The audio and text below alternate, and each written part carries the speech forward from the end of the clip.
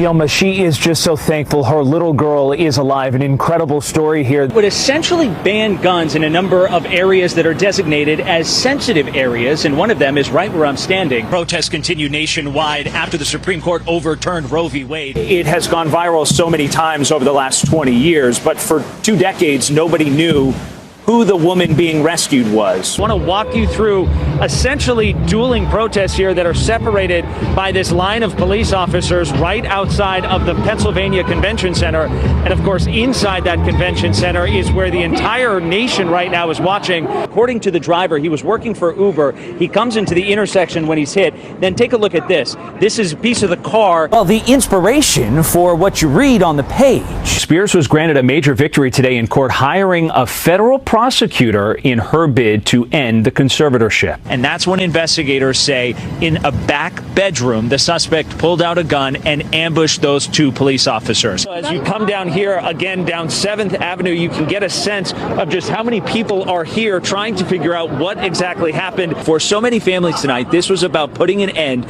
to a very dark chapter that lasted nearly 2 years. They're making their way here down through Fort Greene. They are holding signs saying Black Lives Matter. This is the siding of a nearby building. Take a look, Gilma, at all of the debris here. Then out of nowhere, just went smashing into the windows here at this Starbucks on Lafayette. You can see that crews right now are working to repair a lot of that damage. At this point, I'm up to my knee, and it goes much, much higher. And Stefan, minutes ago, the city confirming to us that they believe that there had been illegal work without the proper permitting done on the building behind us here. I want you to take a look at the pieces of concrete that came falling down. Then walk with me down this street. The car then is hit by another car, eventually flips and lands right on top of this parked car. Not just talking about up to a foot of snow. This could be underwater. Let me show you the best line of defense. And it was right here that he saw a tweet that caught his attention. Most of them spray painted. The photos are all part of an ongoing project. The idea, The Magic Mania overtaking New York City. It all happened right behind us. A white Volvo was stopped at a red light. The driver says out of nowhere, a car crashes into them, lands on top of them. As the firefighter goes to rescue one of the drivers trapped, he became pinned under the car as it fell on top of him. Dramatic cell phone video capturing the heart-stopping moment. A firefighter trying to rescue a trapped driver crushed underneath a BMW that fell right on top of him. This man literally could have lost his life, crushed by a car. Witnesses rushed to the scene, holding the SUV upright so the injured firefighter and the driver could escape. All of a sudden, all the bystanders that were around, we just sprang into action and started pushing the car up. Pushing. I feel like, New Yorkers, we rally when we need to, as much as we tend to be very isolated and think this is our own world. I think when you see someone in tragedy, we come to their aid. That firefighter, now identified by the FDNY as Ryan Warnock. Just a few days ago, he helped rescue victims thrown into the Hudson River after this boat overturned. Conditions were, it was windy, and the conditions were the ocean was pretty stirred up. Tonight, we know he has a serious injury to his leg. He was rushed to Bellevue Hospital. I mean, he's a hero, 100%. 100%, he's a hero. This is the BMW that landed on top of that firefighter's leg. Right before that happened, it was involved in another car accident. That BMW actually ended up on top of this white Volvo. You can see all of the damage done to the car here. The question now, how did this happen? I thought it was like an explosion. I didn't know what it was. Randy Wan was sitting in the passenger seat of this mangled Volvo. Her husband was behind the wheel. My wife and I were stopped at the light, and all of a sudden we just felt this impact, and we saw a car drive up on the side of our vehicle. My husband and I looked at each other, and we looked out the side window, and the SUV was on the back of our car, sticking up. One terrifying accident leading to a second. Tonight, those involved thankful everyone survived. It's a miracle that both of us were not hurt at all. We walked out without a scratch. Rana, truly remarkable. They were not injured, nor was the driver in that black BMW. In fact, he remained on scene for a good part of the afternoon. The investigation, of course, continuing. How did that car end up on top of the other car? So many questions still unanswered, but perhaps chief among them is, how is that firefighter doing? We know he has a serious injury to his leg. We have learned, though, Rana, he is now stabilized. Live tonight in Hell's Kitchen, I'm Adam Harding, News 4, New York. It's also been the subject of a 20-year mystery until now. Here's News 4's Adam Harding. It was here. It's a pretty sad day. That's why everybody needs to remember it. Everything changed. Look at this. It's very overwhelming. 20 years ago. Sad. Very sad. The names of those we lost. It's all the names. Etched into our memories. Let's see if we could find her name. Stories like Chris Amoroso's. What happened here is, it's a tragedy. I love the flowers. He left behind a baby girl. When'd you get married? November 26, 1999. And a wife, Jamie. We got married not too far from here. He was a Port Authority police officer. How proud was he when he got the job? He loved it. Assigned to work at the World Trade Center. What do you remember about the morning of September 11th? It was a beautiful day. I remember he left and he said, I'm working at the World Trade Center. And I said, okay, just be careful. And he's like, he goes, what's going to happen?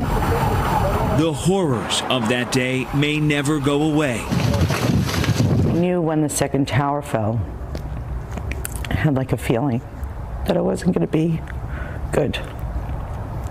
I just knew. But in her husband's final moments, she was able to see just how fearless he truly was. A single photo.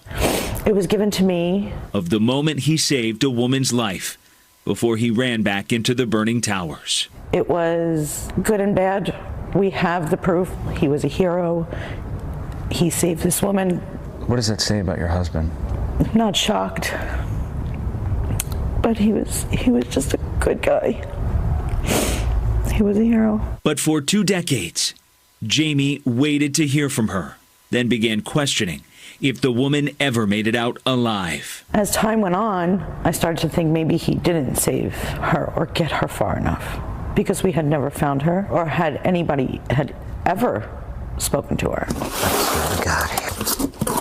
It was Todd Mazel who snapped that haunting picture while on assignment for the Daily News. He keeps it boxed up in storage, out of sight. Yeah, here it is.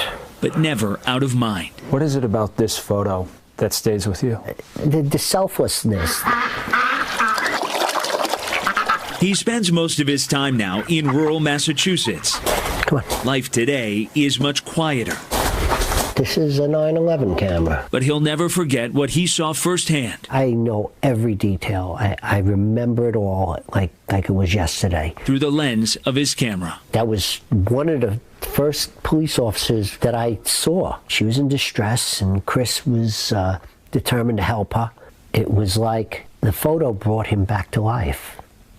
For that moment, they were able to see Chris as the hero that he was. I took 2 frames, and then I lost them. He's always wondered, whatever happened to her? We never found her. We don't know who she is. To this day, we never found out. Until now. I remember his face because he was my angel. We turned to social media, searching for a name, an identity, any clue. And after reading countless tributes, we found a post online from a man who says the mystery woman is his mother, Suman Dhamija. He said, just ma'am, relax. We are here to help. She spoke with us from her home in India. I wish the best for his family, for his loved ones. She confirms that's her in Officer Amoroso's arms. She was working in the second tower. If he wasn't there, there is no way I could have made. And is ready to open up about that harrowing moment. I never got to say thank you to them.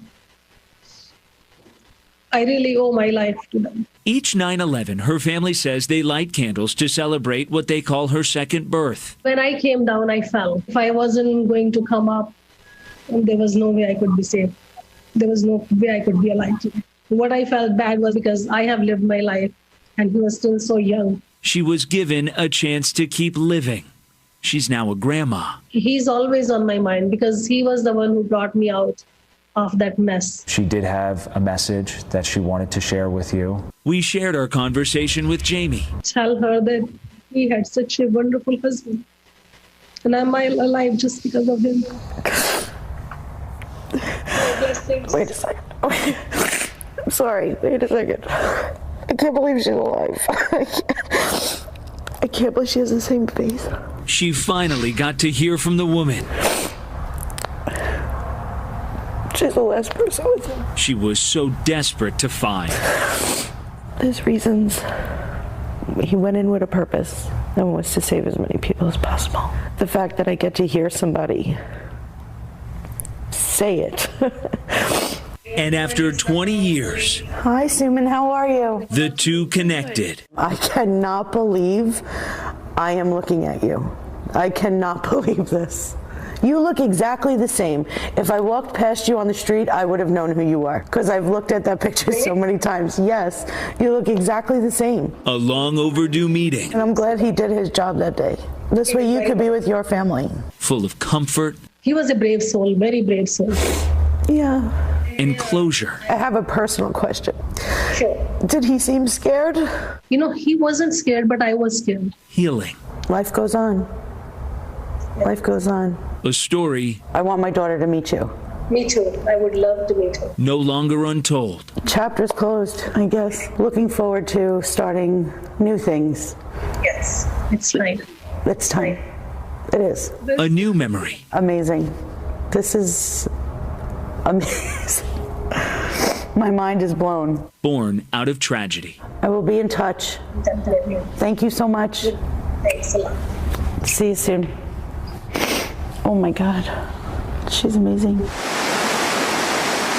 I'm Adam Harding, News 4, New York.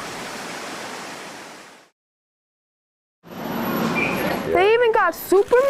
Heroes. Since I'm a big Batman fan, I wanted to take a look at what they have. They're all around us. Aquaman? I like the blonde one. That's the Aquaman that you're used to from like all those old cartoons. From the panels of a comic book. Yeah, I like the artwork. It's really cool. There's a lot of stuff going on in here. To a curious 11-year-old child. Okay, check this out. Check this out. In the eyes of his father. Jake now is 11 years old. Fist bump! And he's this starry-eyed, bright-eyed kid. It reminds me a lot of myself. For his entire life, Led Bradshaw has been drawing. It was always my escape. It is all he's ever known. I remember telling my teacher that all I want to do was either work for Disney, work for Marvel, work for DC. It didn't matter. His passion eventually became his career. Tag, you're it. And his son Jake, just to get an idea of what it would look like, soon became his inspiration. Like Jake really is like the spitting image of me. All right, we'll try this process first. For his most treasured creation yet. Spying on my daddy. When Jake was just 3 years old, doctors detected the early signs of autism. I didn't know anything about autism. I had no idea what it is. I'm Googling everything that I could find about autism spectrum disorder, and that's when I found art therapy exercises, and I was like, hey, this is something I can do. So he did what he's always done. I started to incorporate art into his everyday routine. Only this time, he was drawing up plans to help teach his son. Art therapy is great for children on the autism spectrum. Instead of using other people's art therapy lessons, let me see if I could create my own. I went to comic books. I figured, what if I took the elements of a comic book, do you know who that is? Broke it down into an art lesson and used that to teach Jake. What he soon realized was the origin story he was helping create for a hero right in front of him. You helped create the comic, right? Well, yeah.